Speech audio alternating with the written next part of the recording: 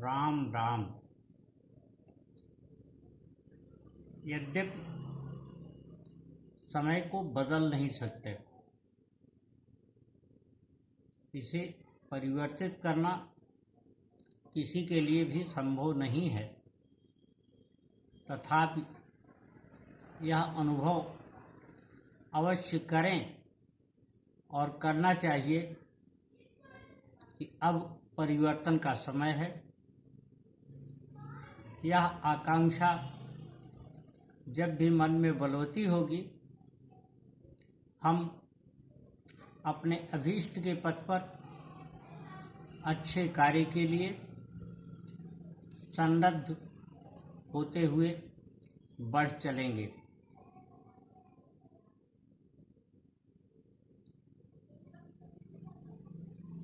अक्षरम परमं ब्रह्म ज्योतिरूपम सनातनम गुणातीतम निराकारम स्वेच्छामय मनंतजम। केवल इस एक श्लोक के गूढ़ार्थ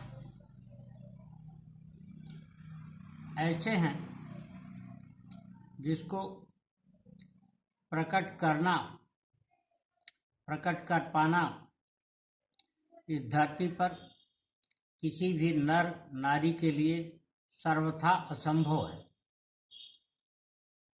लोग अपने अपने ढंग से, अपने अपने तरीके से, अपनी अपनी समझ से इसकी व्याख्या करते हैं और निरंतर करते आए हैं जब से श्रीमद् भागवत महापुराण की रचना हुई, और इसके सहारे ब्रह्म को समझने की कोशिश करते हैं और उसे जो काल व्यतीत हो रहा होता है उसके संदर्भ में प्रासंगिक बनाने की युक्ति करते हैं। उसी प्रकार की एक अल्प युक्ति में, एक सूक्ष्म युक्ति में आज मन में यह प्रेरणा जागृत हुई कि क्यों न हम भी इस पर अपने सोच को, अपनी समझ को प्रदर्शित करें। इस श्लोक की व्याख्या का संदर्भ बहुत व्यापक है, उन सब में जाने की आवश्यकता नहीं है। वह एक दो दिन या किसी एक कालावधि में भी समेट पाना संभव नहीं है, तथापि यह अवश्य है कि हम यत्न या प्रयत्न तो कर ही सकते हैं। उसी क्रम में आज हमने इसके प्रथम उपवाक्य अक्षरम परमं ब्रह्म को लिया है।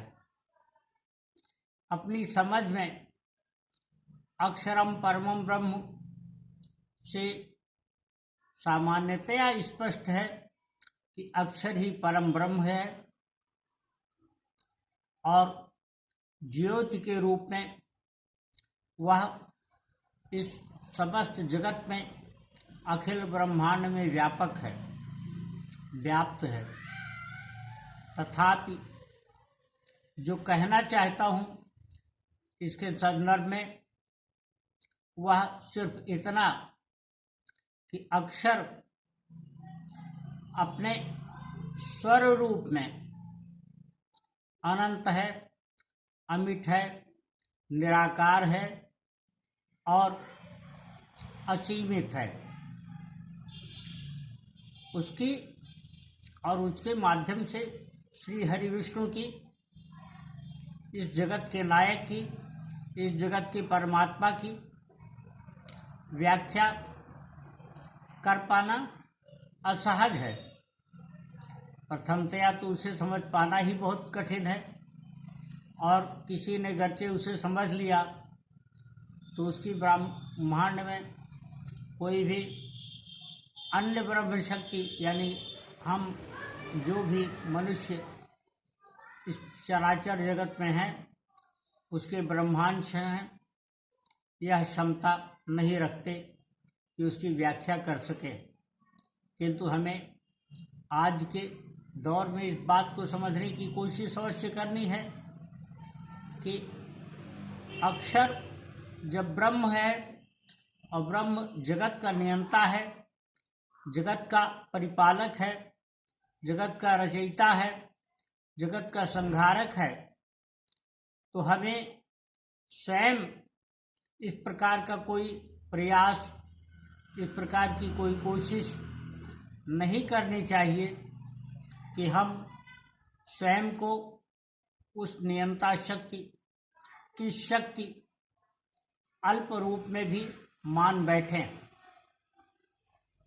हम अपने चिंतन से, मनन से, वाणी और कर्म से ऐसा कुछ भी करने की कोशिश न करें जो अप्रिय हो। हमारी ऐसी कोई भी कोशिश परमात्मा तो निश्चित ही हमें क्षमा कर देगा, या हमारी ऐसी किसी कोशिश को वह ध्यान भी नहीं देता है, क्योंकि यह उसके ध्यान की वस्तु ही नहीं है। वह तो परमपिता है, वह निरंतर हमें सुधारने की, परिष्कृत करने की और व्यापक बनाने की कोशिश करता है। हमारा अभिभावक है, हमें अपना पाल्य समझता है, लेकिन प्रकृति नाम से उसने जो व्यवस्था बना रखी है, वह एक निश्चित समय पर हमारे किन्हीं गलत कर्मों का, अपराधों का दंड अवश्य सुनिश्चित करती है, और उसका दंड बहुत ही पीड़ादायक होता है। उस पीड़ा की किसी स्थिति से हम अपने मन, वाणी और विचार पर नियंत्रण करते हुए बच सकते हैं, और हमें सदियों इसके लिए सचेष्ट रहना चाहिए। आमतौर पर हम इस जगत में अपने कार्य को, अपने पेशे को, अपने व्यवसाय को, अपनी आजीविका के क्रम में कोई भी कार्य करते हुए अपने ढंग से प्रस्तुत करने की कोशिश करते हैं, जिसकी परमात्मा ने हमें छूट इस रूप में दी हुई है कि हमें उसने समस्त इंद्रियां प्रदान की हैं, जो किसी भी एक मनुष्य को अपने कार्य, अपने विचार, अपने संस्कार प्रकट करने के लिए पर्याप्त हैं, और दुनिया में हर किसी को समान रूप से यह प्राप्त हैं। तथापि हम अहंकारवश यह भूल जाते हैं कि अन्य लोगों में भी यह क्षमता है, और हम किसी भी चीज़ की मनमानी व्याख्या या मनमानी परिभाषा गढ़ने लगते हैं, और उससे असंतुलन की स्थिति होती है। तब प्रकृति को आगे बढ़ कर के संतुलन बनाने के लिए स्वयं को जुटाना होता है, अपने तरीके से यत्न करना होता है। हमारा अपना आग्रह सिर्फ इतना है कि हमें इस प्रकार से अपने कार्यों को, अपने सोच को, अपनी समझ को और अपने व्यवहार को निरूपित करना चाहिए कि कभी ऐसी कोई स्थिति न हो जब प्रकृति को अपने तरीके से हमारे ऐसे किसी भी कार्य के लिए सजा देने के लिए उद्यत होना पड़े, बल्कि हम इस धरती पर इस रूप में रहें कि किसी को भी हमसे किसी प्रकार की कोई बाधा, कष्ट या पीड़ा न हो। हिंदी साहित्य के मनस्वी कृतिकार त्रिलोचन जी के शब्दों में कहें तो इसको इस प्रकार से समेटा जा सकता है कि ऋषि मुनि देव आदि पीछे हो, मानव पहले, ऐसे रहो कि धरती भार तुम्हारा सहले। राम राम।